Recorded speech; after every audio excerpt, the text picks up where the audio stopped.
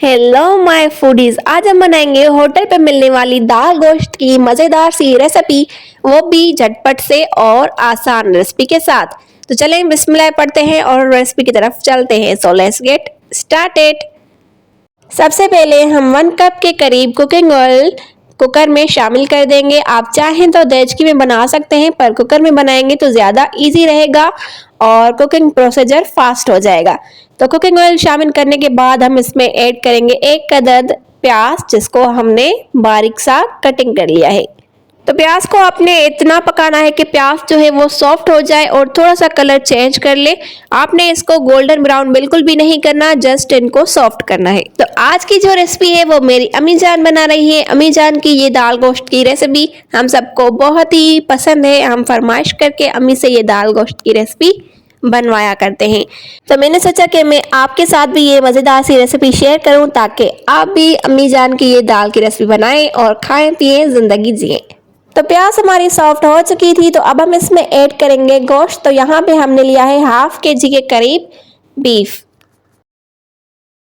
चलें जी, गोश्त को शामिल करने के बाद आपने गोश्त को भी अच्छे तरीके से मिक्स करना है, ताकि जो गोश्त है वो अपना कलर चेंज कर ले। ठीक है, गोश्त की अच्छे तरीके से मिक्सिंग करने के बाद हम इसमें कुछ खड़े मसाले ऐड करेंगे, जो कि कुछ यूं है। एक दालचीनी का टुकड़ा, एक तेज पत्ता, 1 टीस्पून भरकर जीरा और 2 छोटी इलायचियाँ, 1 बड़ी इलायची, 3 लौंगे और हाफ टी स्पून के करीब साबित काली मिर्चें।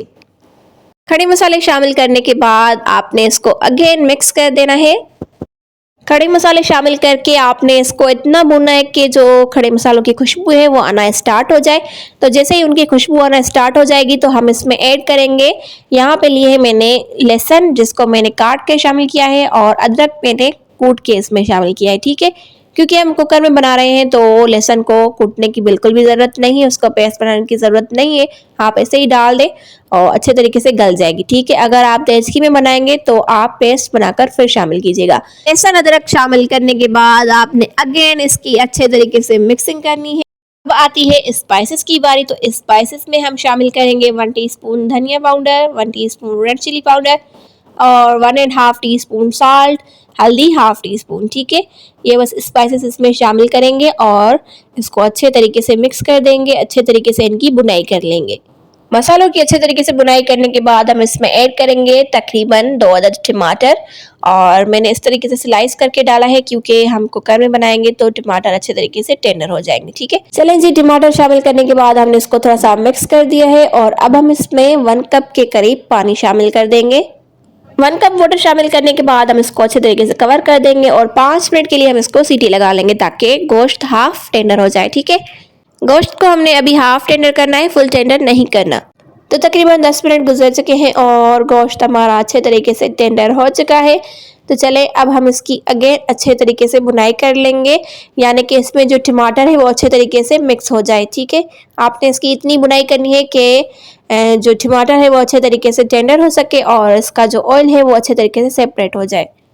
इसी दौरान अगर आप मेरे चैनल पे नए हैं जनाब, तो जल्दी से मेरे चैनल को सब्सक्राइब कर दें और साथ में दिए गए बेल आइकन को कर दें प्रेस, क्योंकि आपको मिलने वाली है मेरे चैनल पर मजीद मज़े मज़े की रेसिपीज। चलें जी, गोश्त को हमने अच्छे तरीके से भून लिया है और मीट ने ऑयल भी अच्छे तरीके से सेपरेट कर लिया है। तो अब हम इसमें चना दाल ऐड करेंगे। 1 कप से थोड़ी सी ये ज़्यादा है। ठीक है, तो हम इसमें डाल देंगे और फिर इसको भी अच्छे तरीके से मिक्स कर देंगे।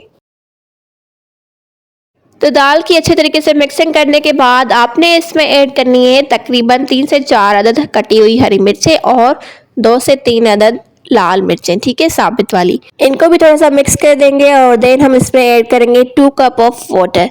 ठीक है, पानी शामिल करने के बाद हम इसको अगेन कवर कर देंगे, ताकि दाल भी अच्छे तरीके से टेंडर हो जाए और गोश्त हमारा फुली टेंडर हो जाए। ठीक है, तो तकरीबन 10 मिनट में हमारे दाल और गोश्त अच्छे तरीके से टेंडर हो जाएंगे। आप टाइमिंग अपने हिसाब से देख लीजिएगा।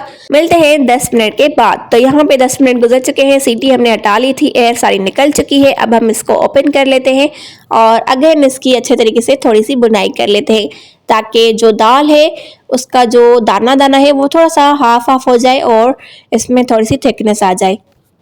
तो तकरीबन हमने 1 मिनट तक अच्छे तरीके से दाल की भुनाई कर ली है। अब हम इसमें लेमन जूस ऐड करेंगे तकरीबन 4 टीस्पून के करीब, और थोड़ा सा हम इसमें गरम मसाला ऐड करेंगे और इसको मिक्स करेंगे।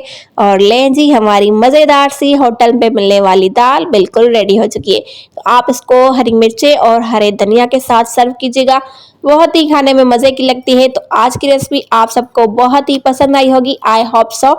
तो चलें जी, गर्मा गर्म इसको सर्व कर लेते हैं। तो आप इसको फुल्के के साथ सर्व करें या फिर चावल की रोटी के साथ सर्व करें, जैसे आपको पसंद आए। तो हम तो इसको चावल की रोटी के साथ सर्व करते हैं, बहुत ही मज़े की लगती है। और साथ में अगर इसके अचार मिल जाए तो इसका टेस्ट दुगना हो जाता है। तो आप इस रेसिपी को ज़रूर ट्राई कीजिएगा। इसी के साथ मुझे दीजिएगा इजाज़त, फिर मिलेंगे एक न्यू रेसिपी के साथ। तब तक के लिए अपना बहुत सारा ख्याल रखिएगा और मुझे अपनी दुआ में याद रखिएगा। हमेशा हंसते मुस्कुराते और मेरी वीडियोस को लाइक करते रहें। बाय बाय, अल्लाह हाफिज़, लव यू ऑल।